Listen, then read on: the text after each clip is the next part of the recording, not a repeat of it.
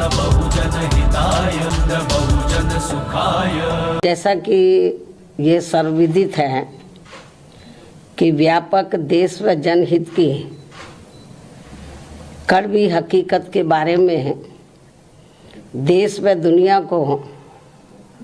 जागृत करके लोकतंत्र एवं संविधान को मजबूती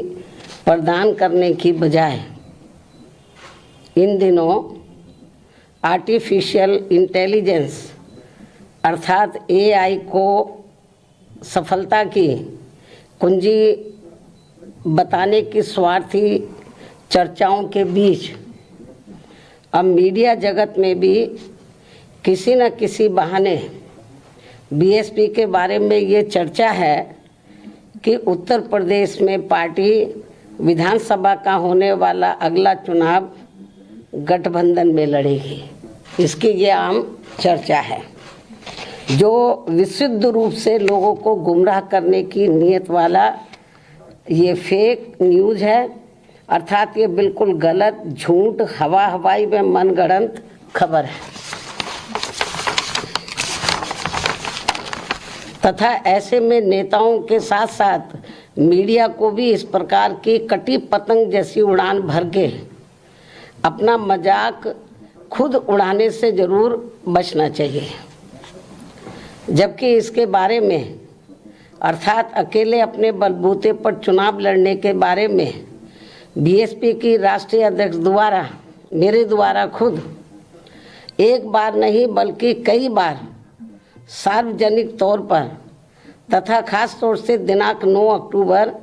सन 2025 को बीएसपी के जन्मदाता एवं संस्थापक मान्यवर श्री कांशीराम जी के पुण्यतिथि के मौके पर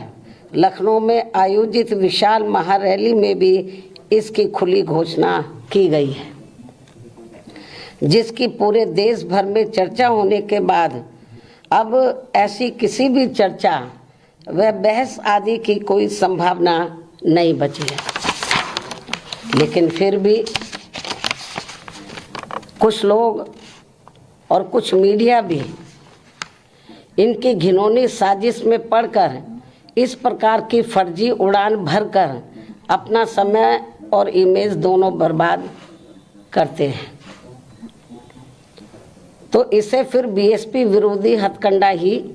माना जाएगा, जिस पर लोगों को ध्यान देने की बिल्कुल भी ज़रूरत नहीं है। ये जो उल्टी पुल्टी गलत जो खबरें देते रहते हैं अलायंस को लेकर, तो इस पर लोगों को ध्यान देने की बिल्कुल भी ज़रूरत नहीं है। वैसे भी बीएसपी के लोगों को ये अच्छी तरह से मालूम है कि कांग्रेस, सपा व भाजपा आदि इन पार्टियों की सोच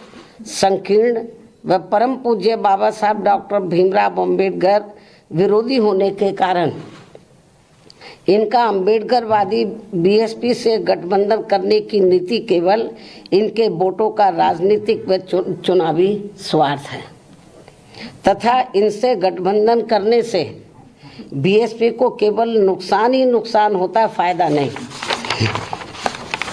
और इसलिए बीएसपी के लोग अपने 2027 के मिशन में अकेले ही पूरे जी जान से लगे हुए हैं, जिस पर से उन लोगों का ध्यान भटकाने के लिए ही इस प्रकार की घिनौनी साजिशें ये लोग करते रहते हैं। ऐसे में पार्टी के सभी लोगों से यही अनुरोध है कि वे ऐसी अनर्गल व मनगढ़ंत बातों पर कतई भी ध्यान ना दें और वे हाथी की मस्त चाल चलते रहे तथा सन 2007 की तरह अकेले ही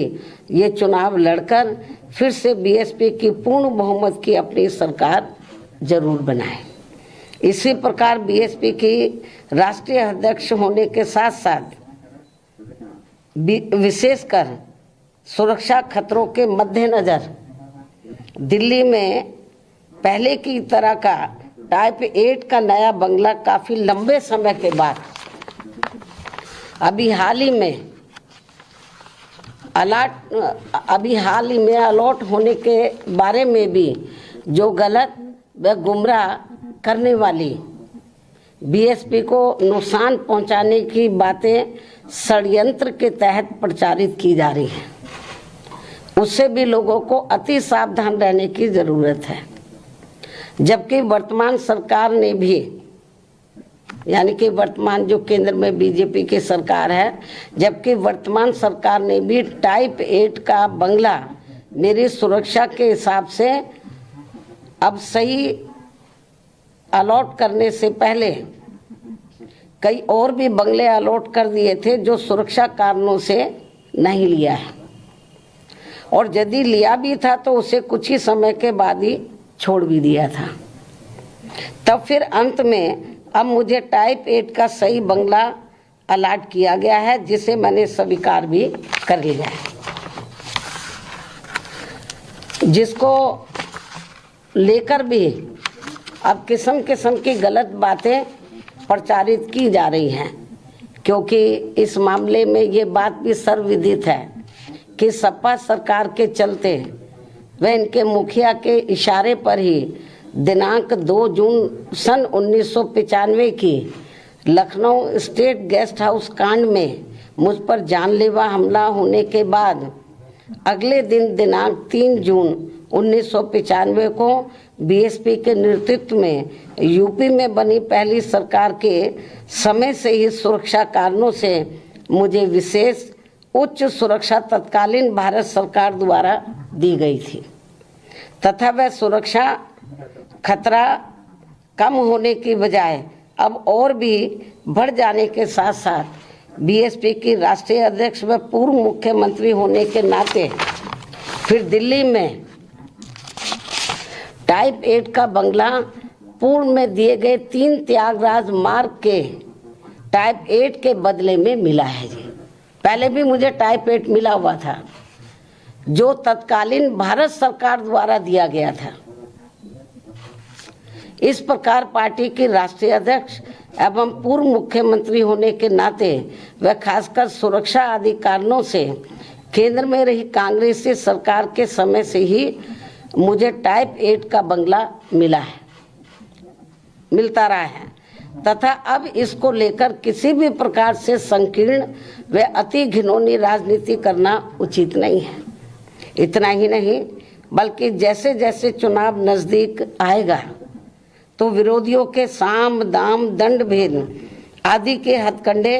तथा बीएसपी को सत्ता से दूर रखने के षड्यंत्र और भी बढ़ते जाएंगे, जैसा कि हमेशा से होता रहा है। इसलिए केवल यूपी ही नहीं बल्कि पूरे देश भर में सभी अम्बेडकर वादियों को विरोधियों के दांत खट्टे कर देने वाली केवल एकमात्र अपनी पार्टी व उसके आयरन नेतृत्व पर पक्का व पुख्ता भरोसा करके परम पूज्य बाबा साहब डॉक्टर भीमराव अम्बेडकर के आत्मसम्मान व स्वाभिमान के मूवमेंट को मजबूती प्रदान करने हेतु मिशनरी भावना के साथ इन्हें पूरे तन मन धन से लगे रहना बहुत जरूरी है। ये मेरी अपील भी है। धन्यवाद। जय भीम व जय भारत।